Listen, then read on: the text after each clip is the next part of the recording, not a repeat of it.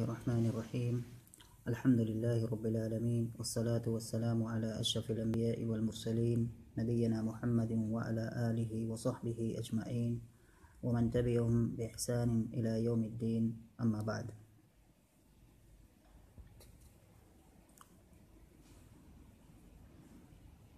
پچھلے درس کے اندر ہم نے سورۃ القدر کو پڑھنا شروع کیا تھا اور اس میں بتایا گیا تھا کہ اس سورت کا نام سورۃ القدر اس لیے رکھا گیا ہے کیونکہ اس سورت کی ابتدا میں لفظ قدر آیا ہوا ہے، اور اس کی پہلی آیت کو ہم پڑھ رہے تھے جو کہ ہے انا انزلناہ فی لیلۃ القدر، کہ ہم نے یا یقیناً ہم نے اسے شب قدر میں نازل فرمایا۔ یہاں پر بات بتائی گئی تھی کہ انا، کبھی اللہ تعالیٰ اپنے لیے انی کا لفظ استعمال کرتا ہے، کبھی انا کا استعمال کرتا ہے، تو یہاں پر الگ الگ اعتبار سے ایسا ہوتا ہے کیونکہ اللہ تعالیٰ کی ذات ایک ہے تو اس اعتبار سے انی کا استعمال ہوتا ہے، لیکن صفات میں اللہ تعالیٰ کافی عظیم ہے، کافی بڑا ہے، تو تعظیم کے لیے، عظمت کے لیے، اس کو بتلانے کے لیے اللہ تعالیٰ کہیں کہیں انا کا لفظ بھی استعمال کرتا ہے۔ یہاں پر انا ہے، اس کے بعد ہے انا انزلناہ فی لیلۃ القدر۔ انزلناہ، انزل ینزل معنی ہوتا ہے نازل کرنا، اتارنا۔ انزلناہ، اور اس میں جو ہا کی ضمیر جا رہی ہے اس کا مرجع کہاں ہے؟ تو یہاں پر کوئی چیز مذکور ہے نہیں، لیکن مفہوم ہے، سیاق سے پڑھنے والا سمجھ سکتا ہے، جان سکتا ہے کہ کس کے بارے میں بات ہو رہی ہے۔ تو یہ بات قرآن کریم کے بارے میں ہو رہی ہے، تو اس کا مرجع انا انزلناہ کا القرآن ہے یا قرآن کریم ہے۔ انا انزلناہ ای انا انزلنا القرآن فی لیلۃ القدر، اور لیلۃ القدر کا معنی ہے شب قدر، قدر والی رات۔ اور قدر کا معنی کیا ہوتا ہے؟ تو اس کا ایک بہت ہی آسان معنی قدر و منزلت ہم کر سکتے ہیں۔ تو معنی کیا ہوگا؟ قدر و منزلت والی رات۔ اس کا اور بہت سارے معنی بتائے گئے ہیں، ان میں سے ایک معنی یہ بھی آتا ہے کہ قدر کا معنی، جیسے کہ مفسرین نے ذکر کیا ہے کہ قدر کا معنی تنگی ہوتا ہے، تنگی۔ تو یہاں تنگی والی رات، اس کا کیا معنی ہوگا؟ تو یہاں معنی ہوگا کہ اس رات کے اندر اتنے زیادہ فرشتے اترتے ہیں، اتنی کثرت سے فرشتے زمین پر اترتے ہیں کہ زمین تنگ ہو جاتی ہے۔ تو یہی معنی ہو گیا لیلۃ القدر، اور بہت سارے معنی اس میں بیان کیے گئے ہیں۔ تو معنی ہوا انا انزلناہ فی لیلۃ القدر، ہم نے اس قرآن کو لیلۃ القدر میں اتارا یا نازل کیا۔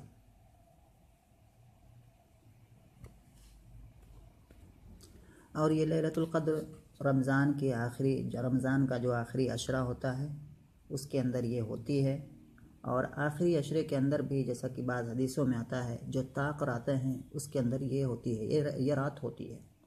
کون سی رات ہوتی ہے اس کا بالضبط کسی کو پتہ نہیں ہے کہ کون سی رات ہوتی ہے۔ ہاں، آخری عشرے کی طاق راتوں میں یہ رات ہوتی ہے، اور اس کو مبہم رکھا گیا ہے۔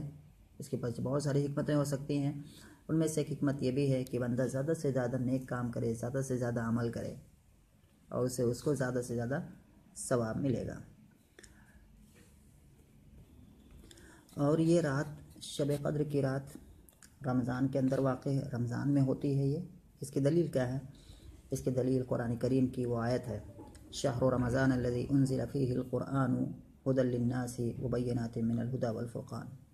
تو شہر رمضان الذی انزل فیہ القرآن معنی ہے کہ رمضان وہ مقدس مہینہ ہے جس میں قرآن کریم کا نزول ہوا۔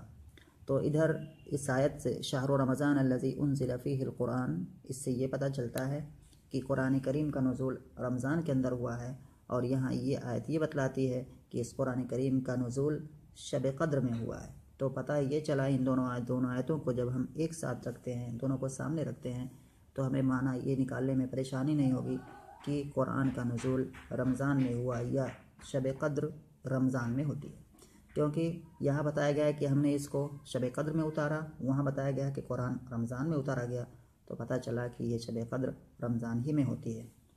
تو یہ واضح ہے۔ یہاں پر ایک سوال پیدا ہو سکتا ہے، وہ یہ ہے کہ انا انزلناہ فی لیلۃ القدر، ہم نے اس قرآن کو لیلۃ القدر میں اتارا، شب قدر میں اتارا، جبکہ ہم دیکھتے ہیں کہ قرآن کریم کا نزول اللہ کے رسول صلی اللہ علیہ وسلم کی جو نبوت یا ان کی جو رسالت کا جو وقت ہے جو کافی لمبا ہے، جو کہ 23 سال پر وہ محیط ہے، اور قرآن کریم اس 23 سال کے اندر نازل ہوتا رہا، جیسے ہمیں سب کو پتہ ہے کہ کبھی کچھ آیتیں نازل ہوتی ہیں، کبھی کچھ صورتیں نازل ہوتی ہیں، لیکن تھوڑا تھوڑا کر کے قرآن مجید کا نزول ہوا۔ تو یہاں پر کہا گیا کہ قرآن مجید کو لیلۃ القدر میں ہم نے اتارا، تو پھر کیسے یہاں ہوا؟ یعنی اس سے یہ پتہ چلتا ہے کہ قرآن کریم کو ہم نے لیلۃ القدر میں اتارا، جبکہ عملی طور پر ہم دیکھتے ہیں کہ اللہ کے رسول صلی اللہ علیہ وسلم پر قرآن کریم تھوڑا تھوڑا کر کے الگ الگ ٹائم سے اترتا رہا 23 سال کی مدت میں۔ تو پھر اس کا کیا جواب ہوگا؟ تو اس کا جواب یہ ہے، جیسا کہ بتایا گیا ہے، مفسرین نے اس کا جواب دیا ہے کہ یہاں مراد ہے انا انزلناہ فی لیلۃ القدر، اس سے مراد ہے کہ ہم نے قرآن کریم کو نازل کرنا شروع کیا، یعنی کہ قرآن کریم کو ایک بار کی نہیں اتارنے، کہ قرآن کریم کو ہم نے اتارنا شروع کیا کب؟ لیلۃ القدر میں، اور لیلۃ القدر سے اس کی شروعات ہوئی، اور پھر اس طرح سے یہ قرآن اس 23 سالہ دور نبوت میں حسب ضرورت اترتا رہا۔ تو ایک معنی تو یہ ہو گیا۔ دوسری صورت یا دوسری تطبیق اس کی یہ کی گئی ہے کہ اللہ تعالیٰ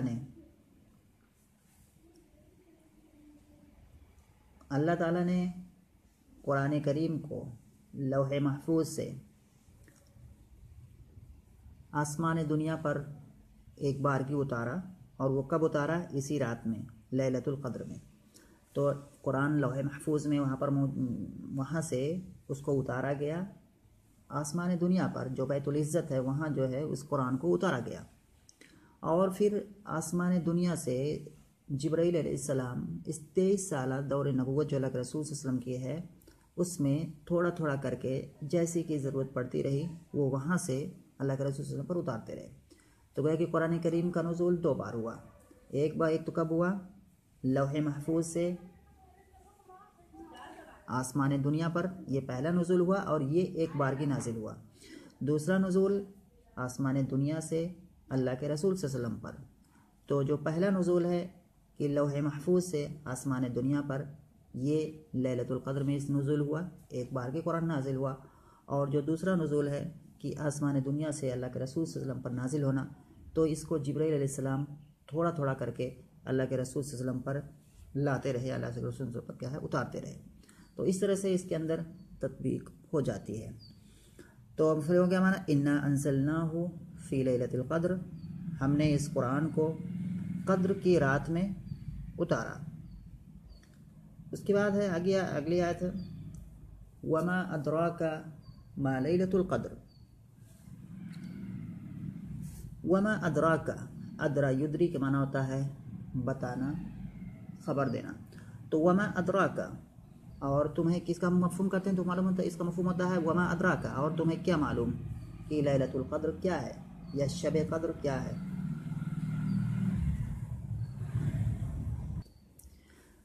تو اور تمہیں کیا معلوم کہ لیلۃ القدر کیا ہے؟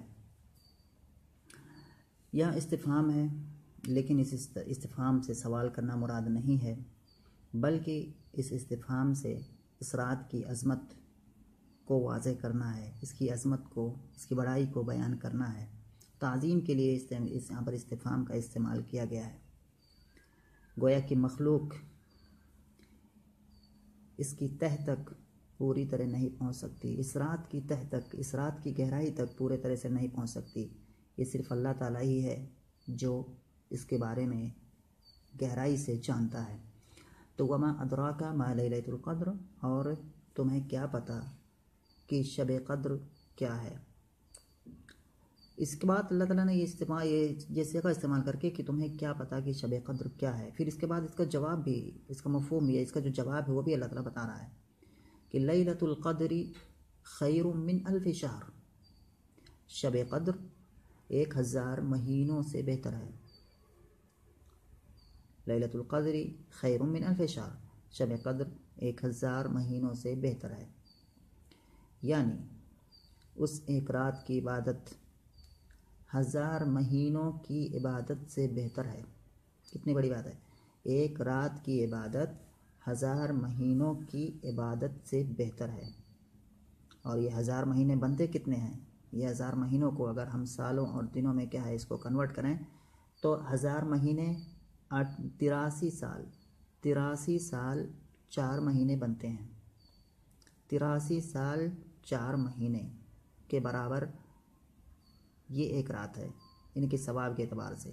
تو اگر آدمی اس رات کو پا لیتا ہے، اس میں عبادت کرتا ہے، پوری رات اگر وہ عبادت کرتا ہے تو اس کی یہ عبادت اگر وہ اس کے علاوہ دوسری راتوں میں عبادت کرے تو 83 سال 4 مہینے تک اگر وہ عبادت کرتا رہے تب جا کر کے اس کی برابری کر پائے گا۔ تو یہ کتنی بڑی بات ہے، کتنی بڑی نعمت ہے اللہ تعالیٰ کی جانب سے۔ یہ امت محمدیہ پر اللہ تعالیٰ کا کتنا بڑا احسان ہے کہ مختصر عمر میں، آدمی کی جو عمر ہے کافی مختصر ہے، لیکن اس عمر میں کچھ ایسے مواقع آتے ہیں کہ جس کے اندر انسان اگر نیک کام کرے تو وہ کافی نیکیاں کما سکتا ہے۔ تو یہ امت محمدیہ پر اللہ کا اتنا احسان عظیم ہے کہ مختصر عمر میں زیادہ سے زیادہ ثواب حاصل کرنے کے لیے اس کو اتنی سہولت عطا فرمائی ہے یا عطا کی ہے۔ تو ہے اس کو ہو گیا یہاں پر لیلۃ القدر خیر من الف شہر۔ اس کے بعد پھر اللہ تعالیٰ کا فرمان ہے تنزل الملائکۃ والروح فیہا باذن ربہم۔ تنزل یعنی کہ نازل ہونا، اصل میں ہے تنزل، کیا ہے اصل میں؟ تتنزل ہے۔ اگر ہم اس کو صرفی اعتبار سے دیکھیں تو یہ ہے اصل میں تتنزل، باب تفعل سے ہے۔ تنزل اس کا فعل ماضی آئے گا، یا تنزل مضارع آئے گا، یا تنزل سے واحد مؤنث غائب کا صیغہ آئے گا تتنزل۔ لیکن صرف کا ایک قاعدہ ہے کہ تفعل اور تفاعل کا جو باب ہے جس کے مضارع میں اگر شروع میں 2 تا کا اجتماع ہو جاتا ہے، 2 تا اکٹھا ہو جاتی ہیں تو جائز ہوتا ہے ہمارے لیے کہ ہم ان 2 تا میں سے ایک تا کو حذف کر دیں تخفیف کے لیے۔ تو یہاں پر تخفیف ہی کے لیے ایک تا کو حذف کر دیا گیا ہے، اصل میں ہے تنزل، کیونکہ لام پر جو اگر یہ ماضی ہوتا تو لام پر ضمہ نہیں آتا، تنزلہ ہوتا۔ تو تتنزل الملائکۃ والروح فیہا باذن ربہم من کل امر، کہ اس میں فرشتے اور جبرائیل امین اپنے رب کے حکم سے نازل ہوتے ہیں، اترتے ہیں۔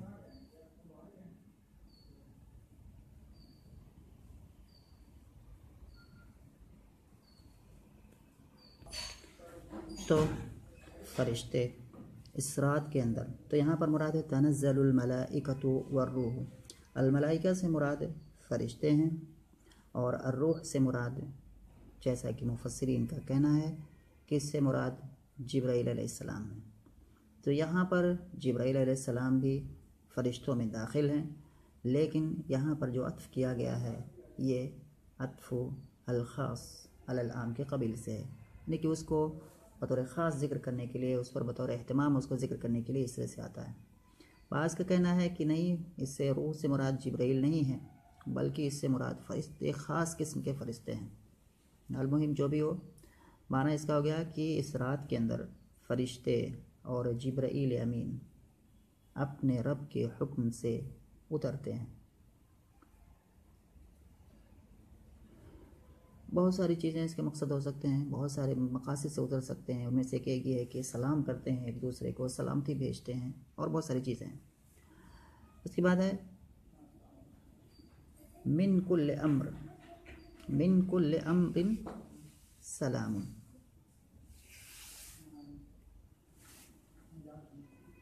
یعنی کہ یہ کئی معنی یہاں پر ہیں اس کے۔ ایک معنی اس میں یہ بھی بتایا گیا ہے کہ من کل امر سلام، یعنی کہ یہ رات، یہ جو رات ہوتی ہے یہ سلامتی والی رات ہوتی ہے، تمام برے معاملات سے، تمام شر سے یہ رات سلامتی والی ہوتی ہے۔ اس کے بعد اس کے یہاں دوسرا جملہ شروع ہو رہا ہے ہی حتی مطلع الفجر، ہی حتی مطلع الفجر، کہ یہ رات فجر کے طلوع ہونے تک باقی رہتی ہے. تو ہیا مستمرۃ حتی مطلع الفجر، یہ منع ہو جائے گا. ہیا مستمرۃ حتی مطلع الفجر، یعنی کہ یہ رات مستمر رہتی ہے، دائم رہتی ہے، جاری رہتی ہے فجر کے طلوع ہونے تک. تو یہ آیت جو تھی مختصر، یہ صورت جو ہے مختصر سی صورت ہے، اس کا نام سورۃ القدر ہے. اس میں سورۃ القدر جو ہے اس کے اندر شب قدر یا لیلۃ القدر کے بارے میں بات کی گئی ہے، اس کی اہمیت کو، اس کی عظمت کو بیان کیا گیا ہے، اس کی فضیلت کو ذکر کیا گیا ہے. اس میں فرشتے نازل ہوتے ہیں اور یہ رات کب سے کب تک رہتی ہے یہ اس کے بارے میں بتایا گیا ہے اس صورت کے اندر. اور جو لیلۃ القدر ہے اس کے اندر اللہ کے رسول صلی اللہ علیہ وسلم بطور خاص ایک دعا پڑھا کرتے تھے. اس دعا کو آپ نے سکھایا بھی ہے لوگوں کو، اور وہ دعا یہ ہے اللہم انک عفو تحب العفو فاعف عنی. اسی پر اکتفا کرتے ہیں، انشاءاللہ اگلے درس میں اور چیزیں پڑھیں گے.